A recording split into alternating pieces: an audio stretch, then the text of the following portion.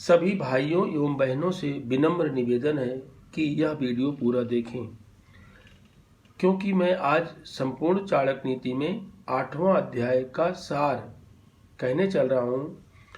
जैसा कि आप सभी जानते हैं कि चाणक्य एक महान व्यक्ति थे।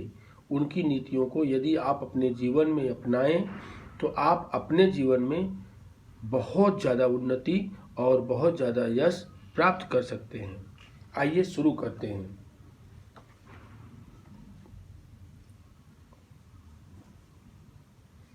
आठवां अध्याय। चाणक्य ने इस अध्याय में शरीर की दृष्टि से एक समान दिखने वाले मनुष्यों का गुणों और प्रवृत्ति के अनुसार विभाजन किया है। स्वभाव और प्रवृत्ति ही व्यक्ति को उत्तम, मध्यम और निम्न बनाती है। निम्न श्रेणी के लोग जैसे तैसे धन इकट्ठा करना चाहते हैं। वे ऐसे उपायों से भी धन प्राप्त करना चाहते हैं जिनसे उनका अपमान होता है। उन्हें मान अपमान की कोई चिंता नहीं होती। मध्यम श्रेणी के लोग मान सम्मान के साथ साथ धन इकट्ठा करना चाहते हैं, परंतु उत्तम श्रेणी के लोग केवल मान सम्मान को ही महत्व देते हैं। धन उनके लिए गौण होता है, मुख्य नहीं।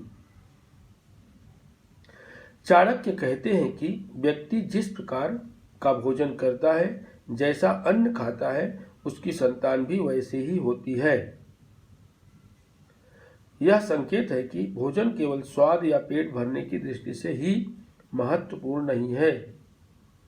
यह मानव जाति के भविष्य को भी निर्धारित करता है। चाणक्य ने 3 बातें मृत्यु के समान कष्ट देने वाली बताई हैं।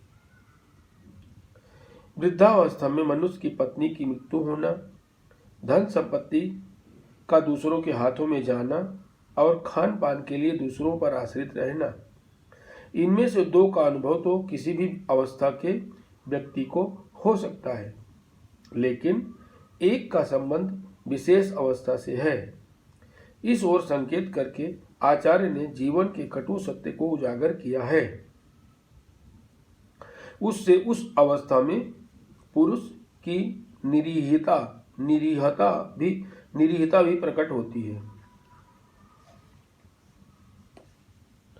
चाणक्य ने व्यक्ति के विचारों और उसकी भावना को अधिक महत्वपूर्ण बताया है।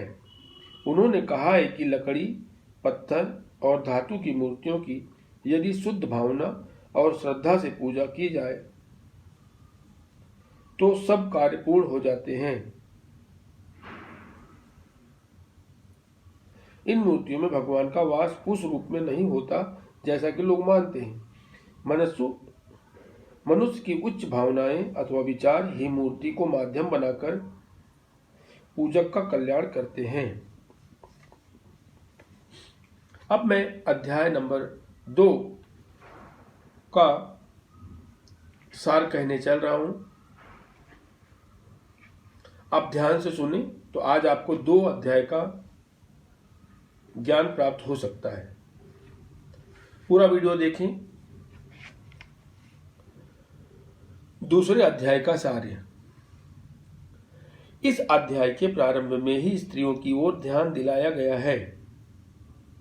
देखा जाए तो दोष तो सभी में होता है। कुछ के पास अनेक पदार्थ होते हैं, परंतु वे या तो उनका उपभोग नहीं जानते अथवा फिर उनमें उपभोग की शक्ति नहीं होती। इस अध्याय में यह भी बताया गया है कि कौन सा परिवार सुखी रहता है। सुख उसी परिवार को प्राप्त होता है जहां सब एक दूसरे का सम्मान करते हैं, एक दूसरे से श्रद्धा रखते हैं, अर्थात पुत्र को पिता और पिता को पुत्र का ध्यान रखना चाहिए। यह संसार बड़ा विचित्र है। कुछ लोग ऐसे भी होते हैं जो सामने तो मीठी बातें करते हैं, परंतु पीठ पीछे बुराइयां करते हैं। ऐसे लोगों से बचना चाहिए। चाणक्य तो यहाँ तक कहते हैं कि मन से सोची हुई बात का वाणी से भी उल्लेख नहीं करना चाहिए, अर्थात अपना रहस्य अपने मित्र को भी नहीं बताना चाहिए। मूर्खता तो कष्टदायक होती ही है। जवानी और दूसरे के घर में आश्रित होकर रहना भी भारी दुख देने वाला होता है। उसके साथ यह भी ध्यान में रखना चाहिए कि श्रेष्ठ और उत्तम वस्तुएं तथा सज्जन लोग सब स्थानों पर प्राप्त नहीं होते। चाणक्य ने बार बार इस बात पर जोर दिया है कि माता पिता को चाहिए कि वह अपनी संतान को गुणवान बनाएं, उनका ध्यान रखें और उन्हें बिगड़ने न दें। आचार्य कहते हैं कि व्यक्ति को चाहिए कि वह अपना समय सार्थक बनाए, अच्छा कार्य करे। इसके साथ उनका कहना है कि सब लोगों को अपना कार्य अर्थात कर्तव्य पूरा करना चाहिए।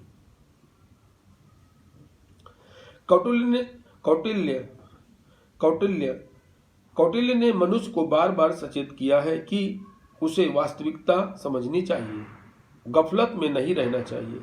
उसे यह ज्ञात होना चाहिए कि वेश्या का प्रेम एक धोखा है, इसलिए उसे इस प्रकार की स्त्रियों तथा दुष्ट पुरुषों से बचना चाहिए। उसे चाहिए कि वह प्रेम और मित्रता अपने बराबर वालों से ही रखे।